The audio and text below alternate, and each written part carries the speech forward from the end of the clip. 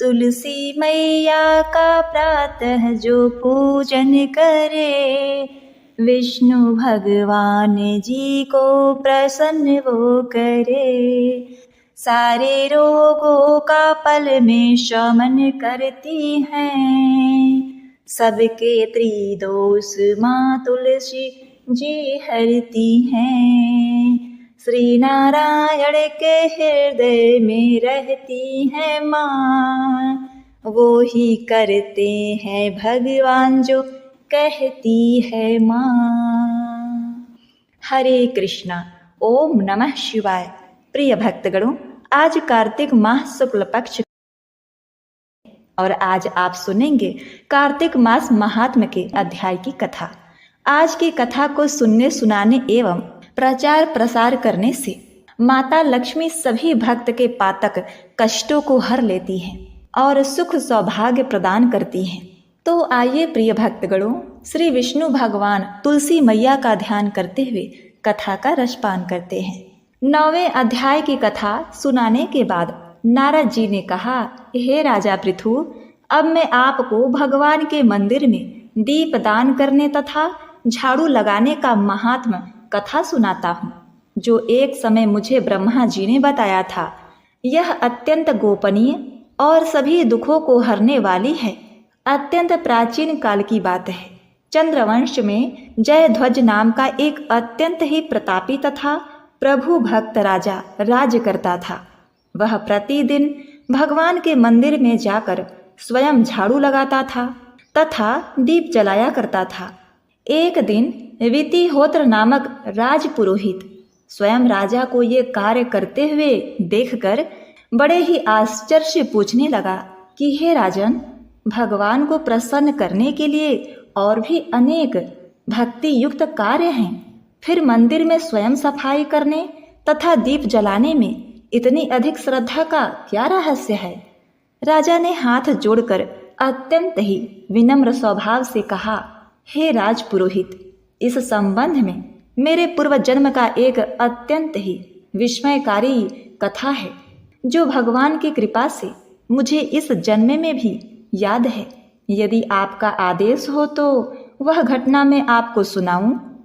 पूर्व जन्म की वह घटना सुनाते हुए राजा जयध्वज ने कहा, सतयुग में स्वरोचिष मनवंतर में वेद वेदांगों का जानने वाला एक ब्राह्मण था, जो अत्यंत विद्वान होते हुए भी दुष्कर्मों में लिप्त रहता था। उसके खोटे कर्मों के कारण उसके बंधु बांधवों ने उसका परित्याग कर दिया था।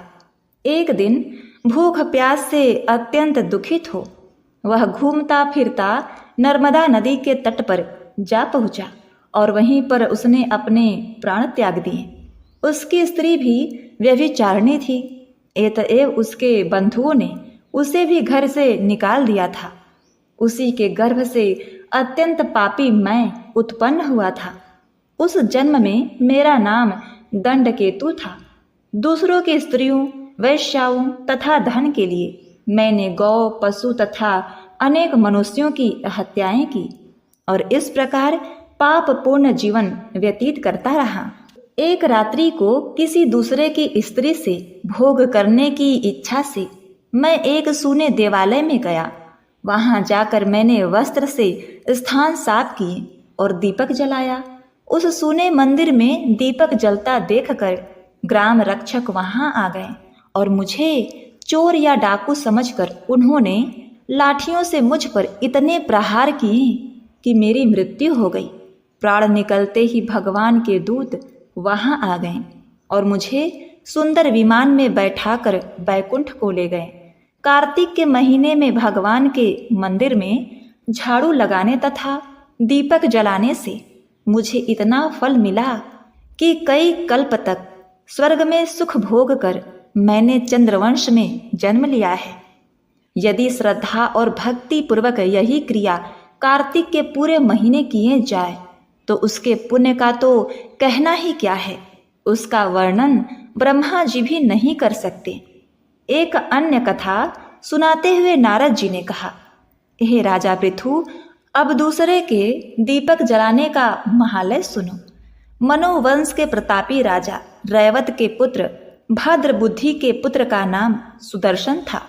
नाम के अनुरूप ही सुदर्शन अत्यंत सुंदर और पराक्रमी था। भद्र बुद्धि की राजधानी नर्मदा के तट के समीप महेंद्र पर्वत पर थी। एक बार शिकार खेलने के लिए सुदर्शन अपने साथियों के साथ वन में गया। घूमते फिरते हुए उसने नदी के उस पार एक सुंदर कन्या को देखा, तो साथियों को वहीं छोड़कर घोड़े पर सवार होकर तत्काल नदी के उस पार पहुंचा। वहां उस रूपवती कन्या को देखकर सुदर्शन उस पर मोहित हो गया। कन्या भी उस अत्यंत सुंदर बलशाली वीर पुरुष को देखकर लज्जा को प्राप्त हुई। सुदर्शन ने शालीनता पूर्वक उस कन्या से उसका परिचय पूछा। तब उस कन्या ने बताया कि वह गौड़ राजा की पुत्री है और उसका नाम मदनलासा है। अपनी सखियों के साथ किडरा करने के लिए वह यहाँ पर आई है। इसके बाद स्वेच्छापूर्वक उन दोनों ने गंधर्व रीति से वहीं पर अपना विवाह कर लिया और कुछ समय तक नर्मदा नदी के तट पर विहार करते रहे। फिर अपने घर पर आकर वे दोनों आनंद पूर्वक रहने लगे। कुछ समय बाद राजा भद्रबुद्धि अपने पुत्र सुदर्शन को राज्य सौंपकर स्वयं वन में चले गए। राजा बनने के बाद सुदर्शन बड़ी कुशलता पूर्वक राजकाज चलाने लगा। रानी मदनलासा सदा अपने पति को विष्णु भगवान की पूजा आराधना करने का आदेश करती रहती थी। इस प्रकार वे दोनों ही भगवान के अनन्य भक्त बन गए। राजा सुदर्शन ने रानी की प्रेरणा से भगवान का एक स्वर्ण मंदिर बनवाया। दोनों ही उसमें प्रतिदिन भगवान का पूजन एवं कार्तिक मास में दीपदान किया करते थे। एक दिन रानी मंदिर में दीप जला रही थी कि उसी समय राजा ने उसे बुलाया, परंतु दीपक जलाकर आने में रानी को देर लग गई। इस पर राजा सुदर्शन ने क्रोधावेश में आकर रानी से कहा, तुम तो कहती थी कि पति ही स्त्री का देवता होता है, फिर दीपदान में इतना देर लगाकर तुमने मेरा अनादर क्यों किया? यदि देरी का कोई और गुप्त कारण हो तो कहो। तब सती साध्वी मदनलासा अत्यंत स्नेह युक्त वचनों से बोली, हे महाराज, मैं दीपदान का महत्व आपको बताती हूँ। अब आप ध्यान पूर्वक मेरे वचनों को सुनिए। अपने पिछले जन्म की कहानी सुनाते हुए रानी ने कहा, अपने पिछले जन्म में मैं एक चूहिया थी। गोदावरी के तट पर एक मंदिर में रहा करती थी। एक दिन भगवान के मंदिर में रात्रि को जलता हुआ दीपक उसमें बत्ती छोटी होने के कारण बुझने लगा। मैंने घी खाने के लोभ से बत्ती को मुंह से पकड़कर उठाया। मेरे ऐसा करने से दीपक की लौ तेज हो गई, परंतु साथ साथ मेरा मुंह भी जल गया। इससे मैं मृत्यु को प्राप्त हो गई, क्योंकि रात के समय भगवान का दीपक प्रज्वलित करते हुए मेरी मृत्यु हुई थी। इस कारण मैंने ऐसा सुंदर रूप पाया और आपकी रानी बनी। यदि कोई श्रद्धा पूर्वक भगवान के मंदिर में दीपदान करता है तो उसके फल का तो कहना ही क्या। अपनी रानी के मुख का यह वचन सुनकर राजा सुदर्शन ने आजीवन कार्तिक मास का व्रत करके भगवान के मंदिर में दीपदान किया और अंत में वैकुंठ को प्राप्त हुआ। ऐसे ही एक दिन देवर्षि नारद ने श्री वेद व्यास जी से पूछा, हे व्यास जी, ब्रह्मचारी, गृहस्थ, वानप्रस्थी और सन्यासी इन चारों आश्रमों में गृहाश्रम को ही क्यों सर्वश्रेष्ठ माना गया है? इस बारे में जानने की मेरी प्रबल इच्छा है। तब व्यास जी ने कहा, हे नारद, जैसे समस्त नदियां समुद्र में जाकर आश्रय पाती हैं और सभी जीव माता का आश्रय पाकर जीवित रहते हैं, उसी प्रकार भिक्षुक, ब्रह्मचारी, सन्यासी, विद्यार्थी, गुरु पूजक तथा यात्री ये 6 जीविका रहित होने पर भी गृहस्थों का ही आश्रय पाते हैं। ध्यान से सुनो। इस संबंध में मैं तुम्हें एक पुरातन कथा कहता हूँ। प्राचीन काल में उत्तानपाद राजा का उत्तम नाम का पुत्र अत्यंत बलवान तथा मदिरा पीने वाला था। राजा रानी दोनों स्नेह पूर्वक रहते थे। एक दिन राजा ने वेश्या का नृत्य देखते हुए मदिरा पान किया, साथ ही अपनी स्त्री से भी मदिरा पीने का आग्रह किया, परंतु रानी ने उसका कहना नहीं माना। तब राजा ने क्रोध में आकर अपने सेवकों को निर्जन वन में रानी को छोड़ आने की आज्ञा दी। अनुचरों ने राजा के आज्ञा का पालन किया। इसके पश्चात राजा ने दूसरा विवाह नहीं किया। रानी के वियोग को सहते हुए राजा प्रजा का पुत्र के समान पालन करने लगा। एक दिन एक ब्राह्मण ने राजा उत्तानपाद के समीप आकर निवेदन किया कि हे राजन, मेरी स्त्री का किसी ने अपहरण कर लिया है, इस कारण मैं अत्यंत दुखी हूँ। आप मेरी पत्नी को तलाश करवाकर मुझे वापस दिलाने की व्यवस्था करें। राजा ने कहा, हे महाराज, मुझे नहीं मालूम कि आपकी स्त्री को कौन किधर और कहाँ ले गया है। इस स्थिति में उसे ढूंढकर कहाँ ले जाया जा सकता है। यह सुनकर ब्राह्मण बोला, राजन, हे राजन, छठा भाग कर के रूप में प्राप्त करने के कारण आप प्रजा के रक्षक हैं। मेरी स्त्री अपने घर में सो रही थी, वहां से उसे कोई हरकर ले गया है। अतएव आपका कर्तव्य है कि आप उसे कहीं से भी ढूंढकर लाएं। राजा ने कहा, हे विप्र, मैंने आपकी स्त्री को कभी नहीं देखा और न ही मैं यह जानता हूं कि वह कैसे रंग रूप व स्वभाव वाली है, तब मैं उसे कैसे खोज सकता हूँ। यह सुनकर ब्राह्मण बोला, यद्यपि वह कर्कश स्वभाव की, कठोर वचन बोलने वाली, काले रंग की और कुरूपा है, तथापि मैं उसकी निंदा नहीं करता, क्योंकि वह मेरी पत्नी अर्थात अर्धांगिनी है। यह सुनकर राजा ने कहा, जब तुम्हारी स्त्री ऐसी कुरूपा और क्रूर स्वभाव की है, तब तुम उसे प्राप्त करके क्या करोगे? उसके स्थान पर मैं तुम्हें अत्यंत सुंदर शील स्वभाव की अन्य स्त्री दे सकता हूँ। ब्राह्मण ने कहा, हे राजन, मेरी पत्नी मेरे धर्म कर्म की अर्धांगिनी है, अतः उसकी रक्षा करना मेरा परम धर्म है।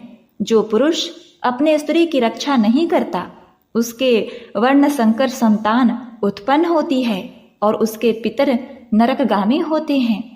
वैश्यागामी पुरुष का कल्याण कभी नहीं हो सकता। जो मनुष्य ऋतु काल के पश्चात अपने स्त्री से सहवास नहीं करता, उसके पितर 1 मास तक उसके रुधिर में तैरते हैं। ब्राह्मण के ऐसे वचन सुनकर राजा अपने शस्त्रास्त्र लेकर रथ पर सवार होकर उस स्त्री को खोजने चल दिया। कुछ दूर जाकर उसने एक आश्रम देखा, जिसमें एक महान तपस्वी कुशा के आश्रम पर विराजमान थे। राजा को आश्रम में आया देखकर भी ऋषि ने उसका कोई आदर सत्कार नहीं किया। ऋषि कहने लगे, मैं जानता हूँ तुम राजा उत्तानपाद हो, मगर यहाँ किस कारण आए हो? राजा ने कहा, हे मुनि, एक ब्राह्मण के घर में कोई उसकी स्त्री को हरण कर ले गया है। मैं उसी की खोज में इधर आया हूँ, मगर न तो आपने मुझे अर्घ दिया और न ही किसी प्रकार का आदर सत्कार किया। इसका क्या कारण है? ऋषि ने उत्तर दिया, हे राजन, तुम अर्घ के योग्य होते हुए भी इस समय उसके पात्र नहीं हो, क्योंकि तुमने अपने निपराध स्त्री का वन में त्याग किया है, जहाँ स्त्री का यह धर्म है कि वह तन मन से पति की सेवा करे तथा उसकी आज्ञाकारी रहे। वही पति का भी यह धर्म है कि वह अपनी पत्नी का यथोचित सम्मान करे। जिस घर में स्त्रियों का मान होता है, वहां पर देवताओं का वास होता है। इसके अतिरिक्त जहां स्त्रियों का निरादर होता है, वहां सुख शांति कभी रह ही नहीं सकती। इतना सुनकर राजा अत्यंत लज्जित होकर पूछने लगा, भगवान, आप भूत, भविष्य, वर्तमान तीनों कालों के जानने वाले हैं, अतएव कृपा करके बतलाइए कि ब्राह्मण की स्त्री को हर कर कौन, क्यों और कहाँ ले गया है। तब ऋषि ने ध्यान धरकर कहा, राजन, अदिति का पुत्र बलाक नामक राक्षस उस ब्राह्मणी को हरकर उत्पलावर्तक वन में ले गया है। तुम उसको ढूंढकर ब्राह्मण का संयोग कराओ। यह सुनकर राजा मुनि को प्रणाम करके अपने रथ पर सवार होकर उत्पलावर्तक वन में जा पहुंचा। वहां जाकर राजा देखा कि एक स्त्री बिल्व पत्र खा रही है। ब्राह्मण ने जैसा बताया था वैसा ही रंग रूप देखकर राजा ने उसे पहचान लिया और कहा, हे कल्याणी, तुम कौन हो और इस वन में क्यों आई हो? तब ब्राह्मणी बोली, मैं अतिरात्र की पुत्री तथा विलाकुश पुत्र की स्त्री हूँ। मैं अपने घर में सो रही थी कि बलाक नामक राक्षस अपहरण करके मुझे यहाँ ले आया है। यहाँ पर लाने के बाद उसने न तो मुझे किसी प्रकार कष्ट दिया है और न मेरा सतीत्व नष्ट करने का प्रयत्न किया है। इतना होने पर भी अपने पति के वियोग के कारण मैं अत्यंत दुखी हूँ। राजा ने पूछा, हे कल्याणी, यह राक्षस कहाँ गया है? तब ब्राह्मणी ने बताया कि वह इस वन के अमुक स्थान पर गया है। तब राजा ब्राह्मणी द्वारा बताए गए स्थान पर पहुंचा तो राक्षस देखते ही राजा के चरणों में गिरकर बोला, राजन, मेरे लिए क्या आज्ञा है? तब राजा ने कहा, अरे निशाचर, तू ब्राह्मणी को हर कर क्यों लाया है? यदि तू इसके साथ विवाह करना चाहता है तो यह अत्यंत कुरूपा है, और यदि तेरी खाने की इच्छा हो तो वैसा कह। तब राक्षस कहने लगा, राजन, मेरे घर में अनेक रूपवती अप्सराएं हैं। उनके अतिरिक्त मैंने कभी किसी स्त्री से भोग की इच्छा नहीं की है और न मैं मांस भक्षण करता हूँ। मैं तो पूर्व जन्म के पापों का प्रायश्चित कर रहा हूँ। इस ब्राह्मणी का पति राक्षसों को मारने का मंत्र जानता है। जब हम यज्ञ का अन्न ग्रहण करने के लिए जाते हैं तो वह हमको भगा देता है, क्योंकि यज्ञों का आचार वही बनता था। इसी कारण उस ब्राह्मण को दुखी करने के लिए उसकी स्त्री को हर लाया हूँ। शास्त्रों के नियम अनुसार स्त्री के बिना पुरुष को धार्मिक कर्म करने का अधिकार नहीं है, अतः वह यज्ञों में आचार्य नहीं बनता। राक्षस की ये वचन सुनकर राजा ने विचार किया कि यह भी परोक्ष रूप से मेरी ही निंदा कर रहा है। मुनि ने भी स्त्री का त्याग करने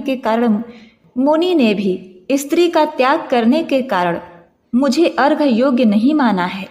तभी राजा को विचार मग्न देखकर राक्षस कहने लगा, हे राजन, मैं आपकी प्रत्येक आज्ञा का पालन करूंगा, आप आज्ञा दीजिए। इतना कहकर वह हाथ जोड़कर खड़ा हो गया। राजा ने कहा, हे निशाचर, तुम इस ब्राह्मणी को इसके घर पहुंचा दो और इसके बाद जब मैं भी याद करूं तुम मेरे पास आना। इतना सुनते ही वह राक्षस ब्राह्मणी को लेकर उसके घर छोड़ने चला गया। इसके बाद राजा विचार करने लगा कि मैंने अपने निर्दोष पत्नी को घर से निकाला है, अतएव मैं अब कौन सा ऐसा पुण्य कर्म करूं जिससे इस पाप से निवृत्त हो। तब राजा ने पुनः उसी मुनि के पास आकर उनसे उपाय पूछा। मुनि ने कहा, हे राजन, पुरुष के लिए स्त्री धर्म, अर्थ, काम और मोक्ष सभी कुछ देने वाली है। इतना ही नहीं, स्त्री के बिना इस लोक तथा परलोक कहीं पर भी सुख की प्राप्ति नहीं हो सकती। स्त्री चाहे कैसी ही कुरूपा, मूर्ख, रोगी, दरिद्र या खोटे स्वभाव वाली क्यों न हो, पुरुष को उसका सम्मान करना ही चाहिए। पश्चाताप करते हुए राजा ने कहा, हे मुनि, मैंने अपनी निर्दोष पतिव्रता स्त्री को त्याग दिया है, अतएव अब मैं क्या करूं? मुनि ने कहा, हे राजन, तुम्हारी स्त्री को अकेली वन में घूमते हुए देखकर सतापात नामक नाग उसे पाताल लोक में ले गया है। उस नाग की नंदा नामक एक कन्या है जिसने उसको घर में छिपा रखा है। यह सुनकर राजा वहां से अपने घर आया तो ब्राह्मण को स्त्री सहित अपने घर में देखकर अत्यंत प्रसन्न हुआ। इसके बाद राजा ने ज्यों ही बलाक राक्षस को याद किया, वह तुरंत उपस्थित हो गया। तब राजा ने उसे पाताल लोक से अपनी स्त्री लाने का आदेश दिया।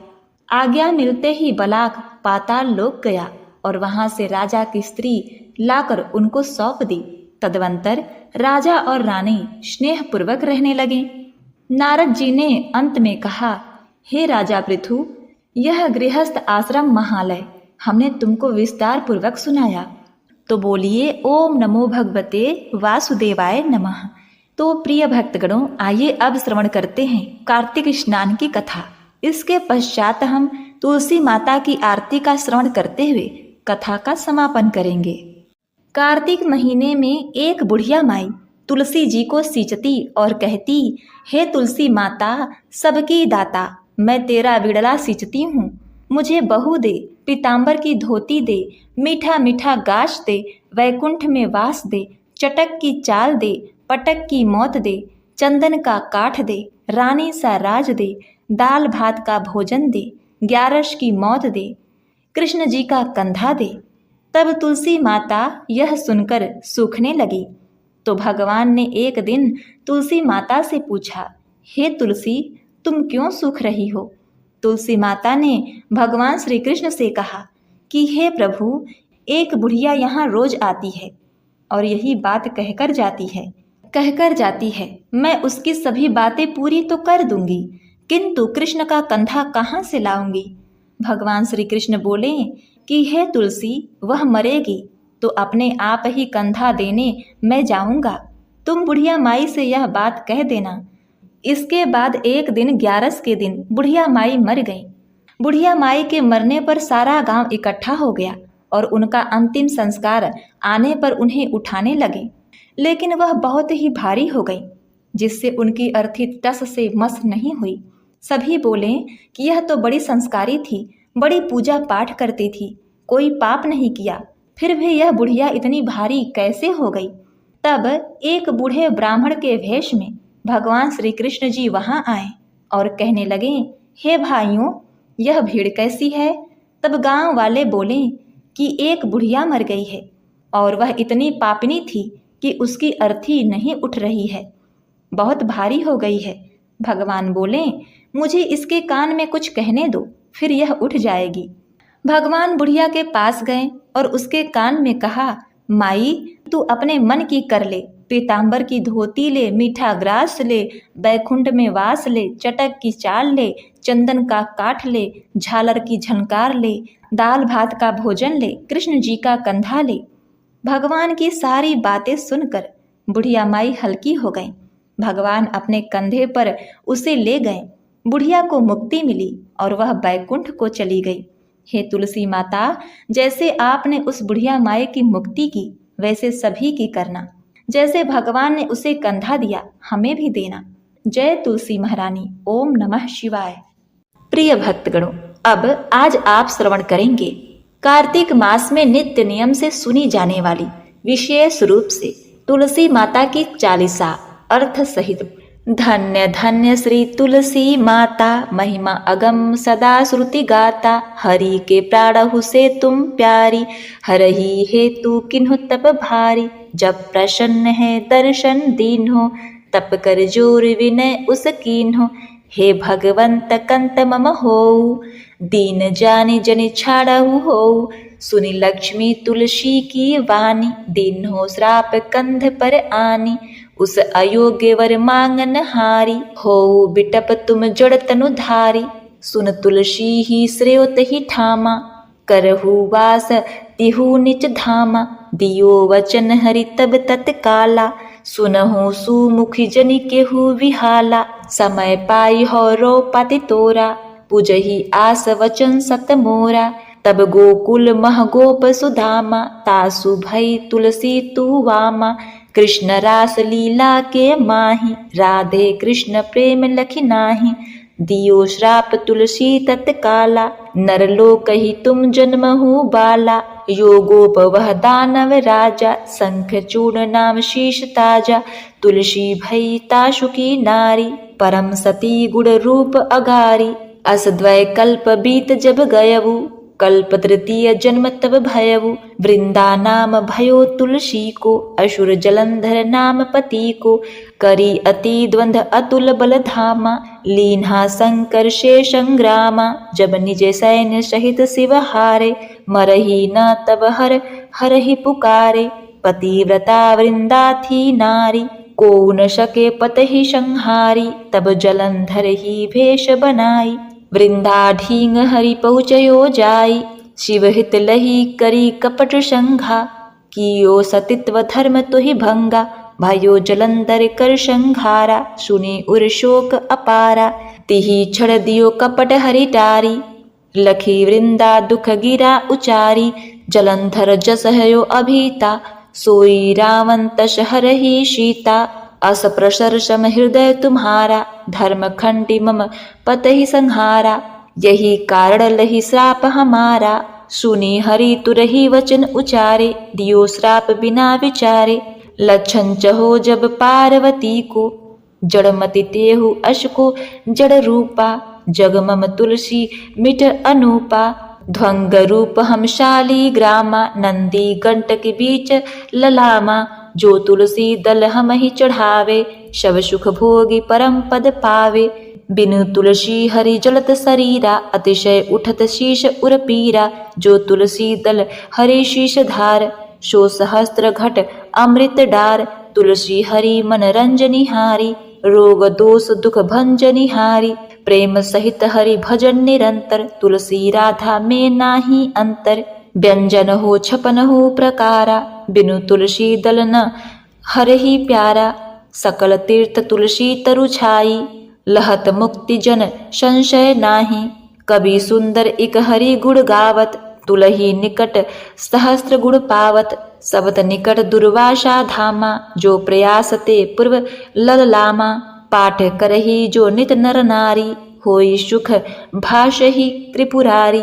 तुलसी चालीसा पढ़हि, तुलसी तरो ग्रह धारी। दीप दान करी पुत्र फलवाही, बंधु नारी। बोलिए तुलसी माता की जय। प्रिय भक्तगणों, अब आप सुनेंगे श्री तुलसी चालीसा का अर्थ। हे भगवती सत्यवती, सुख प्रदान करने वाली तुलसी माता, आपकी जय हो जय हो। हे भगवान श्री हरि अर्थात श्री विष्णु की प्रिय गुणों की खान श्री वृंदा आपको नमन है। भगवान श्री हरि के शीश पर विराजमान हे तुलसी माता, अमर होने का वरदान दे। आप लोगों के कल्याण के लिए हे वृंदावनी अब देर न कीजिए। हे तुलसी माता आप धन्य हैं। श्रुतियों में सदा से आपकी महिमा का पहले गुणगान हुआ है। भगवान विष्णु को आप अपने प्राणों से भी प्यारी हैं। आपने भगवान विष्णु को वर रूप में पाने के लिए वर्षों तक भारी तप किया। भगवान विष्णु ने प्रसन्न होकर जब दर्शन दिए तो आपने उनसे हाथ जोड़कर विनती की कि आपने भगवान विष्णु को अपने पत्नी के रूप में स्वीकार करने की प्रार्थना की। इस पर भगवान श्री हरि ने आपको दीन जानकर छोड़ दिया। हे माँ तुलसी, आपकी वाणी को सुनकर माँ लक्ष्मी ने आपको श्राप देते हुए कहा कि आपने अयोग्य वर को अपने लिए मांगा है, इसलिए आप वृक्ष का रूप धारण करेंगी। इस पर आपने भी भगवान विष्णु को पत्थर के रूप में अपने नीचे रहने का श्राप दिया। उसी समय भगवान विष्णु ने जो वचन दिया उसे सुनकर सब व्याकुल हो गए। भगवान विष्णु ने वचन दिया कि समय आने पर संसार तुम्हारी पूजा करेगा और तुम मेरी पत्नी बना करोगी। उसके बाद गोकुल गौलोक में सुदामा गोप की आप पत्नी हुई। एक बार जब भगवान श्री कृष्ण रास लीला रचा रहे थे तो श्री राधा ने आपके प्रेम पर संदेह किया। वह आपको उसी समय श्राप दिया कि आप मनुष्य के रूप में भूलोक पर जन्म लेंगी। वह सुदामा गोप शंखचूर्ण नामक राक्षसों का राजा होगा, जिससे आपका विवाह होगा। आपकी पतिव्रता व गुणों की बदौलत शंखचूर्ण की पराजय नहीं होगी। इस प्रकार यह कल्प बीत गया व अगले कल्प में आपका तीसरा जन्म हुआ। तीसरे जन्म में आपका नाम वृंदा हुआ व जलंधर नाम का असुर से आपका विवाह हुआ। जलंधर बहुत ही बलशाली था। समस्त देवताओं को हराकर भगवान शिव तब से उससे युद्ध किया। जब भगवान शिव भी आपकी सेना के साथ मिलकर जलांधर को हरा न सके तो उसे मारने के लिए शिव ने भगवान विष्णु को पुकारा। लेकिन हे माँ तुलसी, वृंदा के रूप में आपकी पतिव्रता के चलते आपके पति असुर जलंधर को कोई भी मार नहीं सकता था, न ही उसे हरा पाना संभव था। तब भगवान विष्णु ने जलंधर का भेष धारण किया और आपके पास पहुंच गए। भगवान विष्णु ने भगवान शिव की मदद के लिए कपट का सहारा लिया, जिससे आपका सतीत्व भंग हो गया। आपका सतीत्व भंग होते ही जलांधर को मारने में भगवान शिव कामयाब हो गए। जलांधर की मौत के बारे में सुन करके आपके हृदय को बहुत आघात पहुंचा। जैसे ही जलंधर की मौत हुई, भगवान विष्णु ने अपना रूप दिखाया, जिसे देखकर आप बहुत पीड़ित हुईं। आपने भगवान श्री हरि को श्राप देते हुए कहा कि जिस प्रकार आपने कपट का सहारा लेकर जलंधर की हत्या की है, उसी प्रकार रावण भी छल से सीता का हरण करेगा। हे भगवान विष्णु, आपका हृदय पत्थर के समान है, जो आपने अधर्म का सहारा लेकर मेरे पति का संहार किया। इसीलिए मैं आपको श्राप देती हूँ कि आपका तन भी पत्थर का होगा। भगवान विष्णु आज भी शालिग्राम के रूप में पूजे जाते हैं। आपके श्राप को सुनकर भगवान विष्णु ने कहा कि आपने बिना विचार किए ही श्राप दिया, कि आपने बिना विचार किए ही श्राप दे दिया। आपकी बुद्धि जड़ हो गई, इसलिए तुम भी जड़ रूप हो जाओगी। वह संसार में तुलसी के अनोखे पौधे के रूप में जानी जाओगी। तुम्हारे श्राप को सफल करते हुए मैं भी शालिग्राम के रूप में गंडकी नदी के बीच मौजूद रहूंगा। इसके बाद भगवान विष्णु ने कहा, हे वृंदा, तुलसी के रूप में तुम मुझे बहुत प्रिय रहोगी। जो भी तुम्हें मेरे शालिग्राम रूप पर अर्पित करेगा, वह संसार के सारे सुख भोग कर मोक्ष को प्राप्त करेगा। बिना तुलसी को अर्पण किए भगवान विष्णु का शरीर जलता रहती है और उनके हृदय में पीड़ा होती है। जो कोई तुलसी के साथ जल से भगवान विष्णु का स्नान कराता है, समझो वह हजारों घड़े अमृत के डालता है। तुलसी भगवान विष्णु को अति प्रिय है। यह समस्त कष्टों को मिटा देती है। प्रेम पूर्वक भगवान विष्णु का निरंतर भजन करना चाहिए। भगवान विष्णु के लिए तुलसी व राधा में कोई भेद नहीं है। उनके लिए दोनों समान हैं। चाहे भगवान विष्णु को कोई 56 भोग ही क्यों न लगा हो, किंतु तुलसी के बिना भगवान विष्णु को यह प्यारे नहीं लगते। तुलसी के पौधों की छाया में सभी तीर्थों का सुख प्राप्त होता है, इसमें कोई संशय या संदेह नहीं। जो भी तुलसी की पूजा करता है उसे मुक्ति मिलना तय है। सुंदर कवि भी भगवान विष्णु के गुण गाता है और तुलसी की पूजा कर हजारों गुणों को प्राप्त करता है। सुंदर कवि दुर्वासा ऋषि के धाम के पास प्रयाग के पास रहता है, अर्थात कवि का ग्राम दुर्वासा ऋषि का ग्राम ककरा है। जो नर नारी हर रोज तुलसी चालीसा का पाठ करते हैं, उन्हें हर प्रकार के सुख मिलते हैं, वह मोक्ष की प्राप्ति होती है। तुलसी चालीसा का पाठ कर घर के आंगन में तुलसी का पौधा लगाना चाहिए। साथ ही तुलसी माता की पूजा कर दीप दान करने से बाँझ स्त्रियों को संतान का सुख मिलता है। जो तुलसी चालीसा का पाठ व पूजन करता है, भगवान विष्णु उन पर प्रसन्न होते हैं। वह उनकी सारी दरिद्रता, सारे कष्ट दूर कर देते हैं। उनके घर धन्य धान से परिपूर्ण होते हैं। उन्हें संसार में मन चाहे परिणाम मिलते हैं। उनके सब कार्य संपन्न होते हैं। जो भी तुलसी का अर्पण करते हैं, उनके यहाँ भगवान विष्णु खुशी से निवास करते हैं। तो हे तुलसी मैया, हे विष्णु भगवान, इस चालीसा को कहने वाली अपने भक्त पर आप सदा कृपा बनाए रखना और इस चालीसा को सुनने वाले भक्तगणों को मनोवांछित फल की प्राप्ति कराना। ओम नमो भगवते वासुदेवाय नमः। प्रिय भक्तगणों, अब आप श्री तुलसी माता की आरती का श्रवण करें। तुलसी महारानी नमो नमो, हरि की पटरानी नमो नमो। तुलसी महारानी नमो नमो, हरि की पटरानी नमो नमो। धन तुलसी पूरन तप कीनो, धन तुलसी पूरन तप कीनो। शालिग्राम बनी पटरानी नमो नमो। तुलसी महारानी नमो नमो। हरि की पटरानी नमो नमो। जाके पत्र मंजरी कोमल, श्रीपति कमल चरण लपटानी नमो नमो। तुलसी महारानी नमो नमो, हरि की पटरानी नमो नमो। धूप दीप नैवेद्य आरती, पुष्पन की वर्षा बरसानी नमो नमो। तुलसी महारानी नमो नमो, हरि की पटरानी नमो नमो। 56 भोगवती सो व्यंजन, बिन तुलसी हरि एक न मानी नमो नमो।